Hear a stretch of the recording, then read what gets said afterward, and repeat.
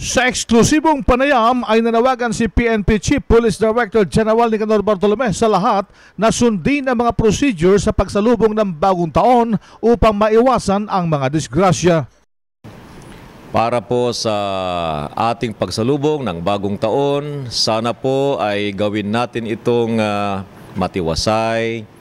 Sana po ay walang mga injuries na mangyari, lalo na't may mga paputok po na dapat ay ipagbawal. Meron po talaga tayong dapat sundin na mga procedures at maiiwasan po natin ang anumang sakuna basta doon lamang po tayo sa itinatalaga ng batas.